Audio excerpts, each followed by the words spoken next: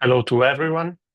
It's a pleasure being here, even though only in a virtual format. And we will talk in the next 15 minutes about the importance of lung protective ventilation in the operating room. These are my conflicts of interest for this lecture. More or less, this is the agenda we will go through during this presentation. We will start from a background to contextualize why it is so important to deliver protective ventilation also in operating room patients. Then we will proceed with a sort of snapshot of the current clinical practice of mechanical ventilation in the operating room. Then we will move to some evidence-based recommendation, and we will try to wrap up with some take-home messages. Starting from the beginning, when we think about the need of performing protective mechanical ventilation, we think about critically ill patients. But actually, it has been demonstrated since several decades that the only fact of inducing general anesthesia, gaining access to the airway, and administering neuromuscular blocking agents is capable of inducing in animal models, and later it was confirmed also in humans. This is a horse put in a CT scanner. As you can see, that the only fact of inducing anesthesia and giving neuromuscular blockade generates a huge amount of dorsal atelectasis in surgical patients. This has been later confirmed in CT studies in humans, in real-world patients. This is particularly true for obese patients, but in general, any patient undergoing mechanical ventilation for general anesthesia will develop some degree of lung collapse. This is well explained also by the fact that we never see in our ventilator a dynamic compliance, which is the one that we have been taught at the medical school. We never see 100 on the ventilator. We see more 50, 60 milliliters per centimeter of water, which reflects the fact that the lung we are ventilating is becoming smaller due to the collapse of the most dorsal regions.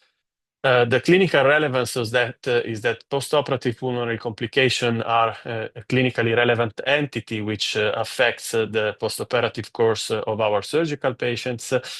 In this joint statement of the European Societies of Anesthesia and Intensive Care, the clinical manifestation of postoperative pulmonary complication has been defined as the occurrence of pneumonia, respiratory failure, atelectasis, pleural effusion, bronchospasm, and inhalation pneumonia. But when we see the clinically relevant complication, we are only looking at the tip of the iceberg. Below that, there are a lot of pathophysiological alterations which are often subclinical, some of which are related to the characteristic of the patient, if the patient is obese or not, if he has previous lung conditions. Some of the alterations are due to the surgical approach. Let's think about steep positioning during laparoscopic procedures. And some of the alteration are due to how we conduct the anesthesia and mechanical ventilation.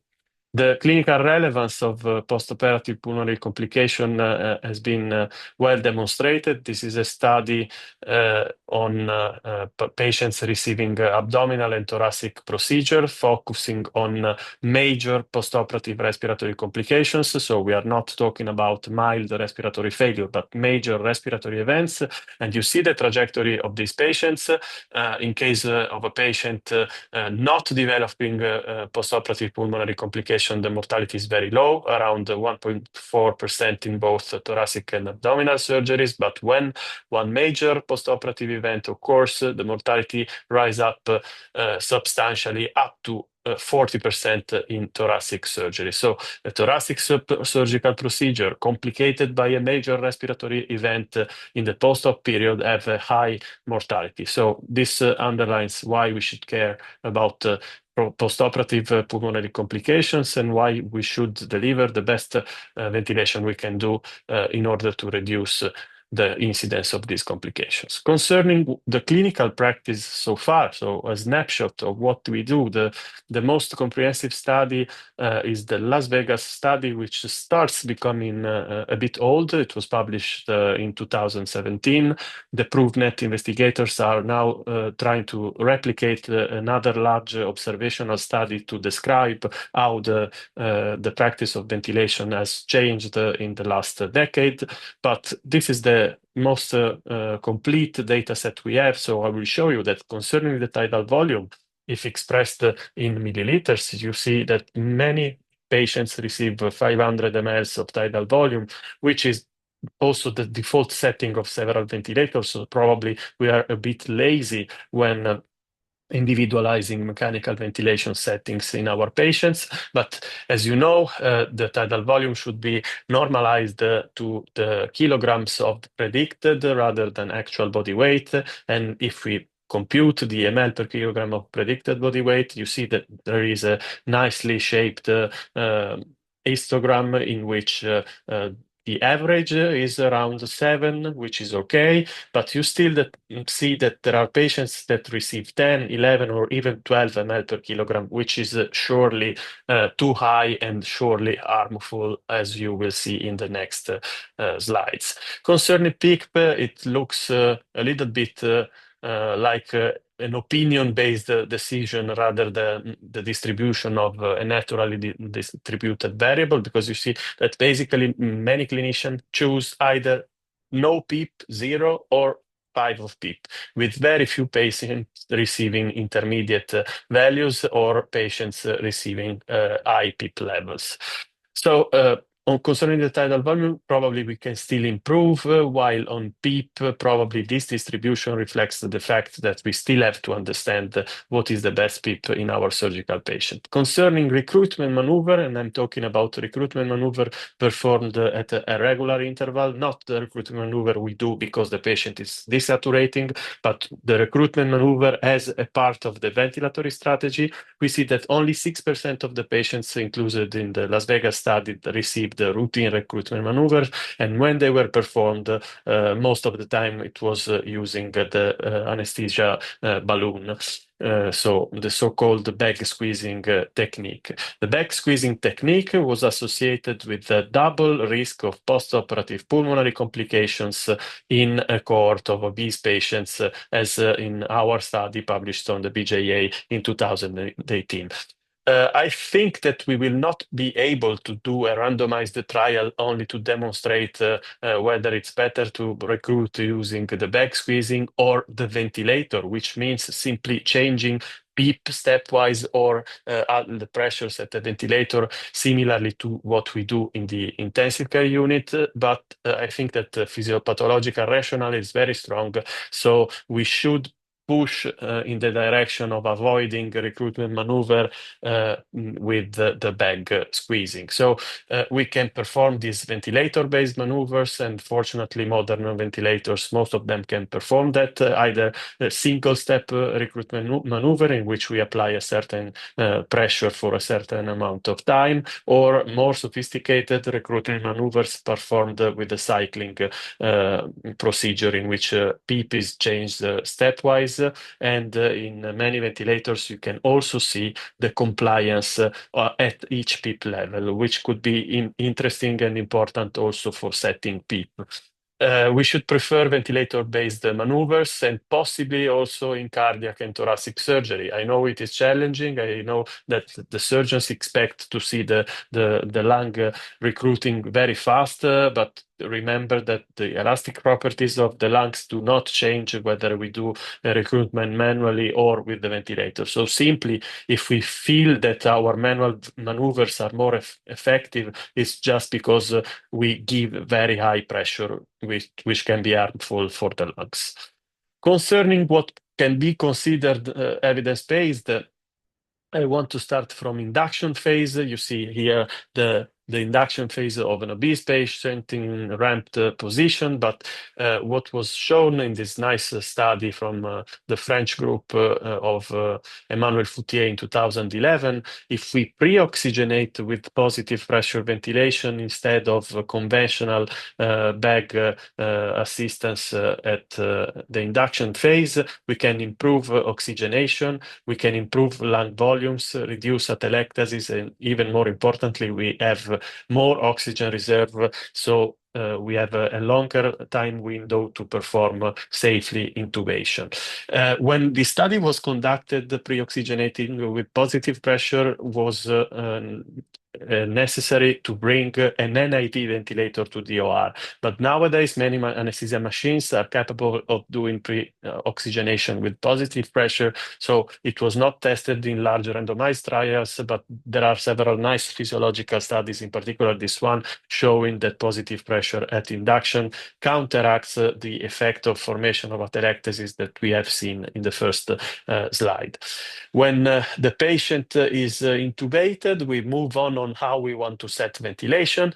The first large and important randomized trial was again from the French group, published on the New England in 2013. They compared the two intraoperative ventilation strategies, one with very high tidal volumes at ZEEP, and the other one with 6-8 ml per kilogram of predicted body weight of tidal volume and 6-8 centimeters of water of PEEP, with recruitment maneuvers performed by the ventilators every 30 minutes.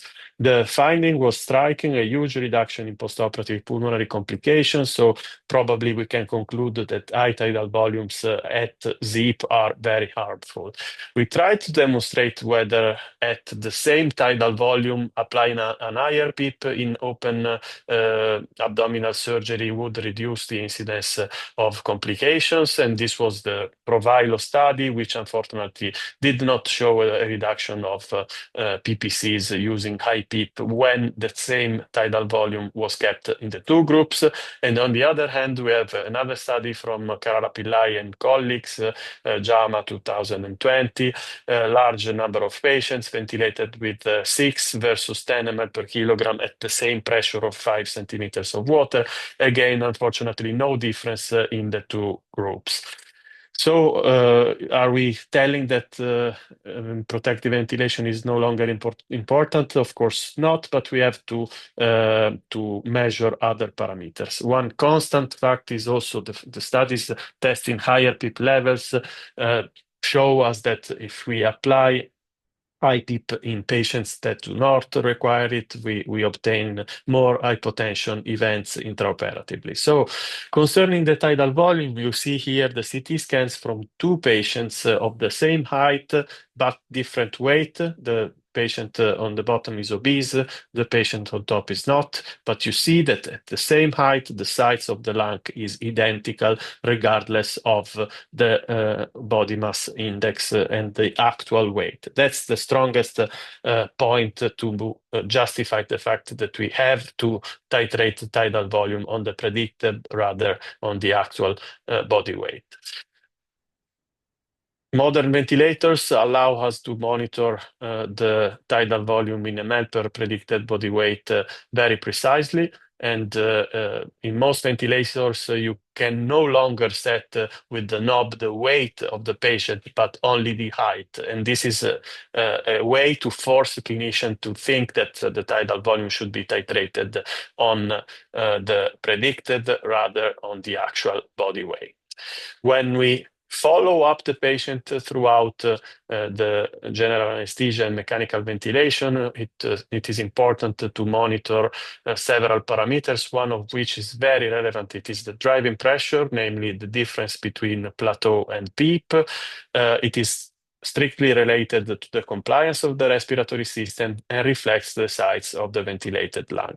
It has been shown that the higher the driving pressure, the higher the risk of postoperative pulmonary complication. It has also been shown that If we change PEEP and this results in an increase of the driving pressure, or in other words, in worsening respiratory system compliance, this increases the risk of postoperative pulmonary complications. We want to monitor driving pressure during surgery, and there are several modern ventilators that are capable to show in real time the driving pressure on the monitor of the ventilator, to keep an eye on this parameter and to avoid to have high values. We start having some data from meta-analysis that higher PEEP levels, including PEEP titrated on the best driving pressure, could be beneficial, especially in laparoscopic surgery. We need more data. We have only one positive trial on PEEP titration with individualized PEEP on the driving pressure, but this is one of the secondary outcomes. So we are waiting more definitive answers, especially from the generator trial, which is starting in these months, and we hope to find a definitive answer on how to set PEEP in patients receiving minimally invasive abdominal surgery, namely laparoscopic or robotic procedures. We also have to keep in mind one thing. This is one of our most recent studies. We compared the laparoscopic and robotic procedure, but despite several complex analyses, what we concluded is that surgery time and not ventilation is the strongest risk factor for PPCs. Again, we go back to the idea that some of the things are under our control as anesthesiologists in the OR. Other things are related to the patient, or as in this case, to the surgical procedure itself. Another thing that modern ventilator allows us to do are pressure support or other assisted ventilation modes, which are very useful and at the end of anesthesia during the emergence phase. And it has been demonstrated that a short course of let's call it weaning in the OR is associated with less atelectasis in the postoperative period. So I will conclude with some take-home messages. In the OR, we have to combine evidence and some physiological study for the issues that have not been yet addressed in larger randomized trial concerning the tidal volume. Probably 6 to 8 or even a bit more could be tolerable, and consider always to decrease the tidal volume if the driving pressure is high.